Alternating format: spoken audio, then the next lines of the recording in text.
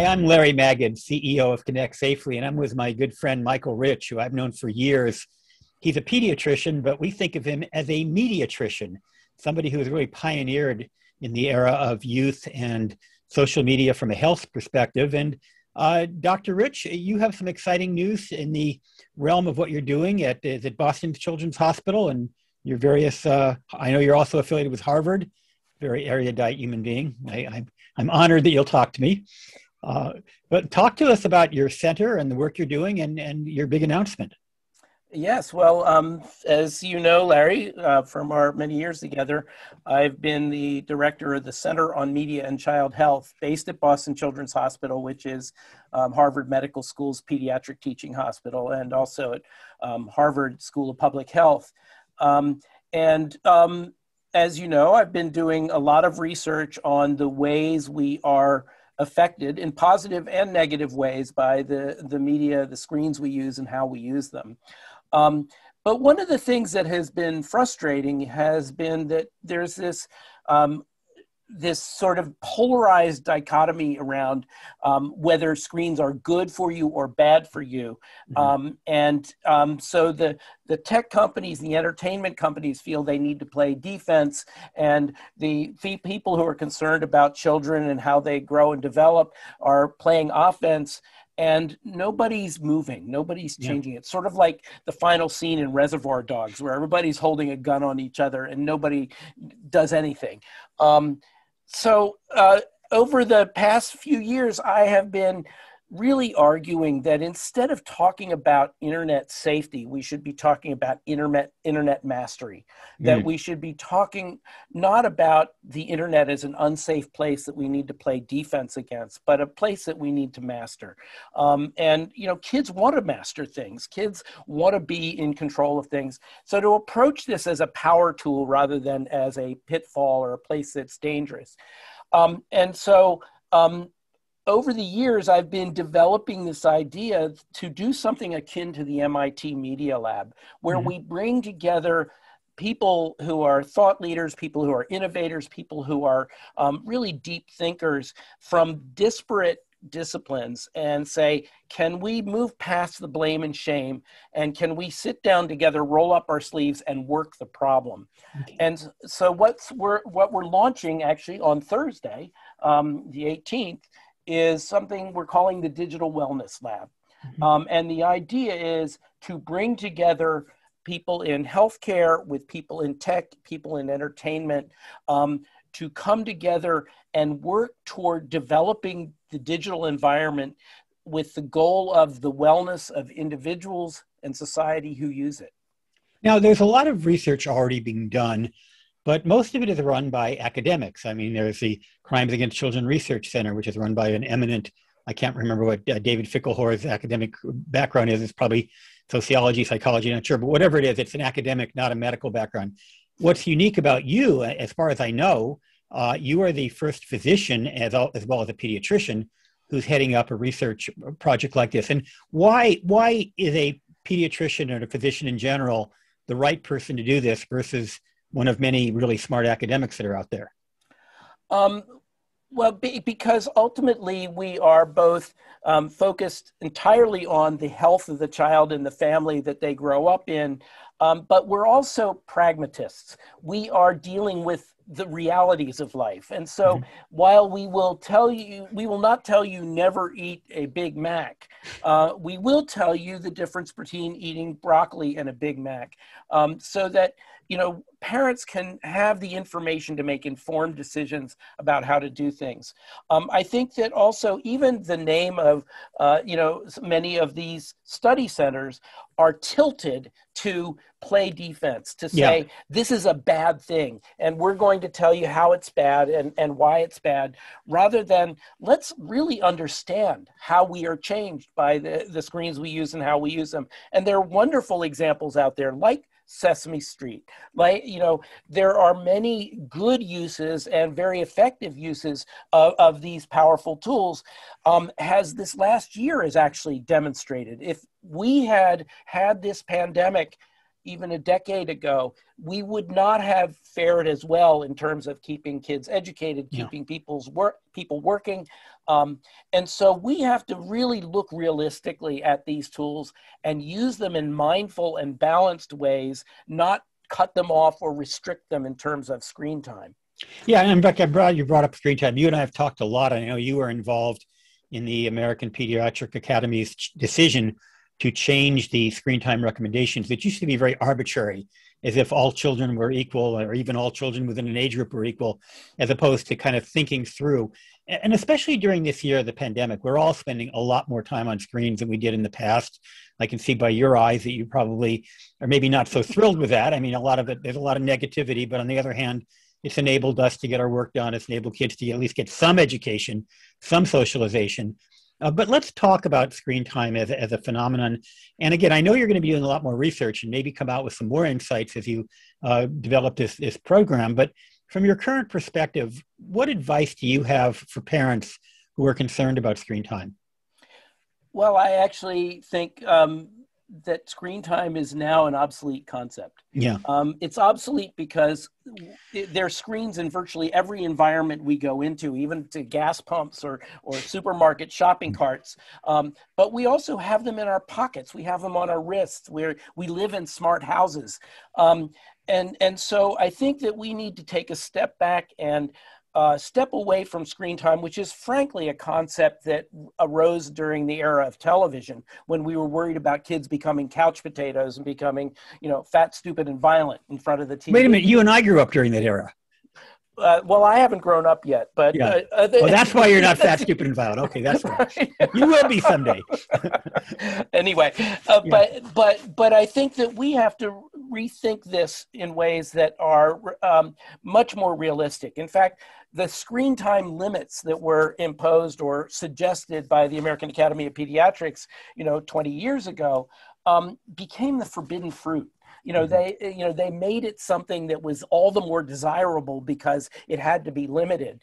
And, this is frankly a binary response to a complex question. And what really is important is how we use our screens, what we are doing with our screens, but also what we are not doing because we're on our screens. Mm-hmm. And so we really need to rethink this. And I'll tell you one of the interesting things that I've observed in patients during this pandemic and lockdown is, prior to this, screens were playgrounds for kids. They would come home from school and they'd jump on the screen and they'd play Fortnite or Minecraft for hours. Now they do 6 hours of screen time and they experience Zoom burnout the same as you and I do. And they are just as likely to shut that screen, go outside, shoot hoops, and ride bikes. And so one of the things that has actually happened just through sheer evolution is that they have learned that these screens are tools, not just toys. Mm-hmm. This is not just a playground. This is a place to get work done. And, they like school just as much on screen as they do in real life, which is they're ambivalent about it. Yeah. And so I think that actually we have evolved and learned a lot during this pandemic. We have also seen some kids who've gotten into real trouble with it, and what we are calling kind of an acute on chronic problem, kind of like someone who has asthma getting pneumonia, which is you already have an underlying condition, which many kids have, of being a little too fixated on their screens. But now some kids are really going down the rabbit hole. Yeah. And let's talk about content for a minute. There's all sorts of content on the internet which some people consider problematic. It could be social media where you're seeing things that upset you because all your friends are absolutely gorgeous and incredibly successful and you're not, which I think almost every one of us would agree that that's the case, right? Because no one is as perfect as what we see on the screen. There is obviously violence in video games. There's hate speech. There's misogynistic and racist content. And then we get into pornography. And there's a lot out there that parents are rightfully concerned about. And what's your perspective on all that? Well, my perspective is that human nature is what it is. There are people who are going to do good things, and there are people who are going to do things that are harmful to themselves and others. And so my perspective is that we need to parent our children and frankly behave ourselves in the digital space the way we do in physical space. And because this evolution has happened so quickly to the digital revolution, we've often embraced the latest bright shiny thing without much thought. And we need to take a step back and say, who am I? Who do I want my kids to be? What do I want them to value? And bring those values, bring those perspectives into the digital space, just the way we do in physical space. We do have a society that has spent a lot of resources into knowing exactly what we're feeding our children's bodies. We can walk down the grocery aisle and know exactly how much sodium and cholesterol we're putting into our kids and make informed decisions about what we're going to do. We have not gotten to that point about what we're putting into our kids' minds. And we need to be conscious of what we're putting into our kids' minds. And we need to ourselves use these devices and applications in a mindful way, understanding that we are both modeling for our children ways to behave, but we are also disconnecting from them if we're staring at our smartphone or a tablet. You made an interesting comment earlier saying you're not going to tell people not to eat a Big Mac, which means I presume you think once in a while it's not going to kill you to have a Big Mac, but you're not going to recommend a daily diet of it. Is the same can be said for various things online that may be problematic, yet at the same time probably not fatal if taken in small quantities? Exactly. I think that this is what we're talking about is kind of a cognitive diet, if you will, what we're feeding into our brains. The best software for protecting your child from some of these less, positive things is between their ears. You know who coined that, by the way? Who? In 1997, I said that for the first time in public at an event in Washington, D.C. So, oh my goodness! I take credit. Copyright violation. I thought I'd made that up. Oh well, that's okay. I've stolen many things from you, so don't feel bad. Imitation is the sincerest form of flattery. I'm flattered. Thank you.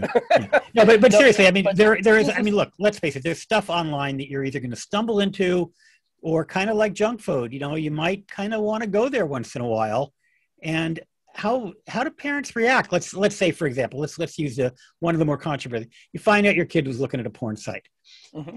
Where between the end of the world and no big deal does that lie? That lies in one of those experiences of life that parents need to be engaged with their children on. Yeah. I have parents who tell me they're much more nervous about the internet talk than the sex talk with their kids, because rightly or wrongly, they think they know something about sex, and they feel that they don't know enough about the internet. The important thing is for us as parents and as citizens to treat these very powerful tools as just that. And if we wouldn't hand our 4-year-old an electric circular saw or the keys to the car, we should think about handing them the tool of a tablet or a smartphone and what would entail. And think of these tools as things that they should use when they need the use of them, and when they can handle them in ways that respect themselves and others. We're always going to have kids who stumble on pornography or stumble on a hate site or whatever.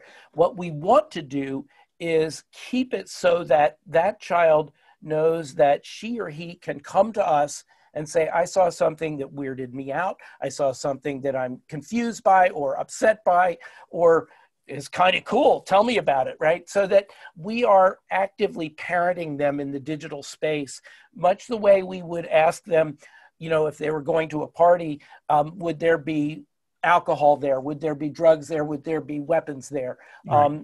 This is part of parenting now. Yeah. And the other thing, of course, is to understand, and this is not related to pornography per se, but anything you see online, there is always, in all forms of literature and media, there's always a fantasy, right? I grew up looking at John Wayne shooting people, but I never became a serial killer, even though I was exposed to that level of violence, which I admit is nothing compared to what you see in video games today. There's all sorts of experiences that we had as young people that might have been arguably problematic. I mean, rock and roll was considered problematic in its time. Right. Yet our generation, for better or worse, managed to survive. And I wonder if how parents just put in perspective the fact that, no, your kid's not going to have an absolutely perfect sheltered life between 0 and 18, and probably shouldn't, because by the time they are turn 18, God knows what they would do. But how do you put that into some kind of perspective? Well, I encourage parents to use media with their kids. So instead of screaming, I hate, Grand Theft Auto, stop playing it, and wagging their finger at them, to sit down next to them and play it with them. And parents, go pale when I say that, right? But, and I said, look, you're never going to win the game. But what you're doing when you sit down and play even the most egregious game in your mind with your child is you're saying, I love you, I respect you, I want to understand what engages you here. I want to understand why you spend time with this, not as, a punitive thing, but as their student. Yeah. For one thing, it's great for the kid because they spend their whole lives being told, study harder, jump higher, run faster, all of that stuff. And you're saying, teach me. When they, you've played the game and you finally figure out how to steal cars, then you're in a very different place when you turn to your child and say, why would you want to, rehearse this over and over and over again? And is this really, the best use of your time? Right. You're not criticizing them so much as you're seeking to understand them. When my kids were younger, we had a rule that when we were in the car, that we could all listen to any music we wanted to. We took turns. Anything in the radio, no restrictions whatsoever, with one rule that it had to be through the speaker system, not through headphones. Right. So one made my daughters listening to Eminem, which is, had a very misogynistic kind of message. And he was using the B word. And I said, how do you feel about that? And she said, it doesn't bother me. So, well, how do you, and then we started talking about what that meant.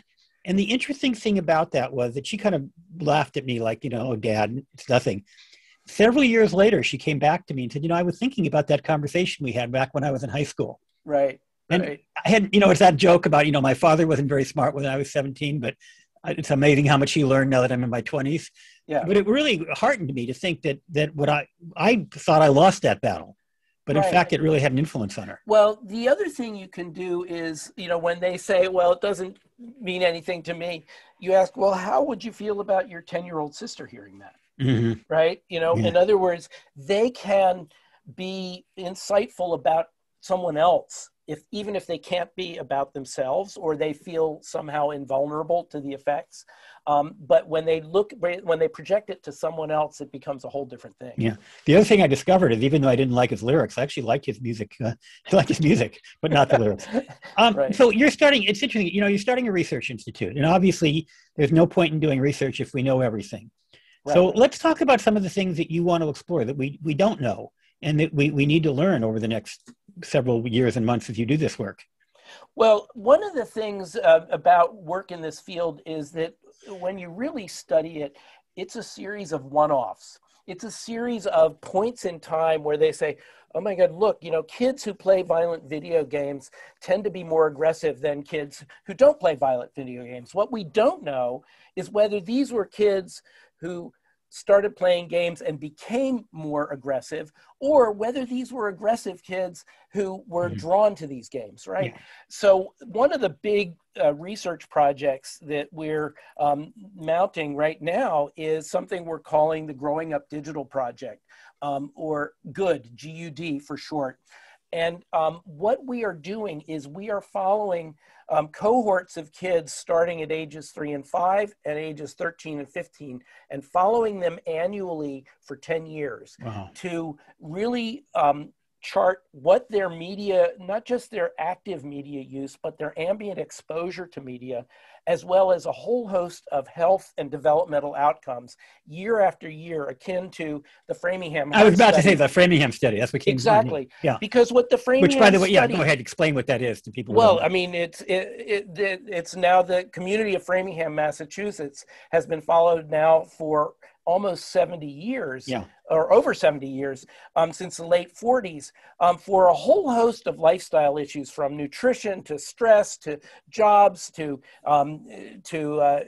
income, et cetera, and really been a fountain of understanding of cardiovascular health. Right. And like it, we see that these media effects, such as they are, tend to be small, incremental, and possibly cumulative. But we don't know that because all we have is cross-sectional studies. Mm-hmm. And so we are seeking to follow these cohorts of kids, not just over 10 years, but with a research site in each of the 6 populated continents. We have a site that's been going for several years now in Alberta, Canada. We have a site that's been going for a little over a year in Australia. We are gearing up in India right now, and we are talking to folks in South America and Europe.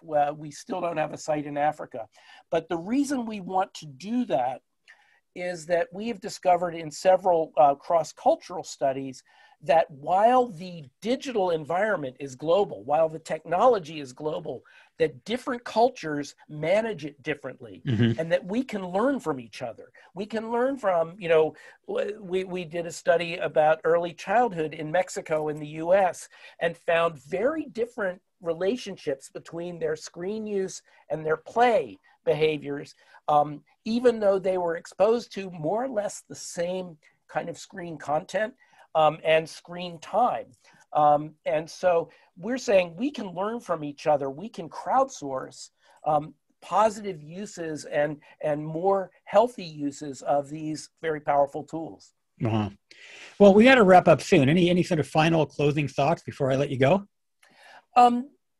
Basically, that we're all in this together, and we have to recognize that. And we've wasted a lot of time and energy playing offense and defense around this issue as if somehow it were a black and white, simple problem. Mm-hmm. This is neither a problem nor is it simple. This is our environment. This is what we live in. And we need people like you and a lot of other people who have spent, careers thinking about this, not just as a good, bad, turn it off, restrict it thing, but as a nuanced, complex issue that is frankly constantly changing. And so the whole idea behind the Digital Wellness Lab is this is a work in progress. We are always going to be a work in progress. And what we need to do is bring the best minds and innovation to it as we go, understanding that we'll never get it perfect, but we can always keep perfecting it. And I'm glad you used the word nuance, because so much around tech is nuanced. I mean, it's so easy to condemn, whether it's Google or Facebook or something for whatever they've done. But you always have to look at the broader issue about sometimes it's a matter of figuring out which of competing rights you want to recognize. Do you recognize, for example, the right to a nice, calm, clean environment, or do you recognize the right for free speech? And how do you balance that? There's so many issues. When it comes to children, do we bubble wrap them and put them in a situation where they're going to see absolutely nothing that could possibly harm them? And is that a little bit like,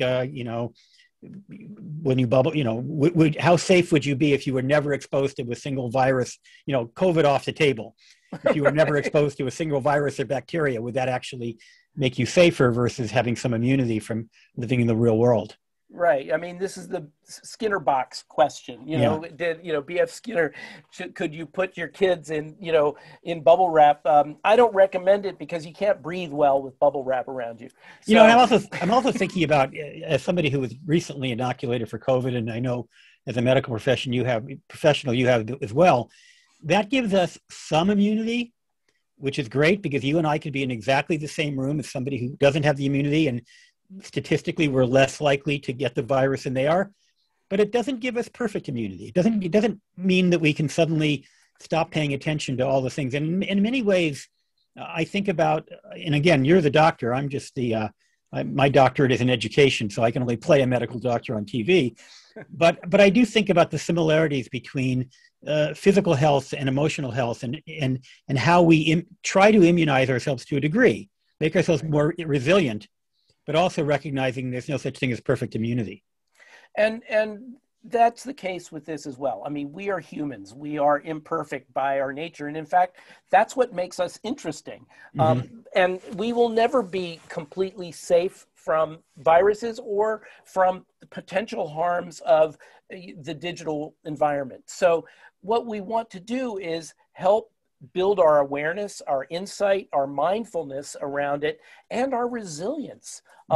And ultimately, frankly, our sense of humor. To recognize our limitations and our flaws, and to constantly recognize that it's not about how great we are, but it's about our limitations and our need for each other that really make us, give us good relationships, because we complete each other. It's a great note to end on. Dr. Michael Rich from the Digital Wellness Lab and Boston Children's Hospital, Harvard University, and all things great. I'm really excited to follow the work you're going to be doing over the next several years. And I'm excited to work with you, Larry. Thanks so much. All right.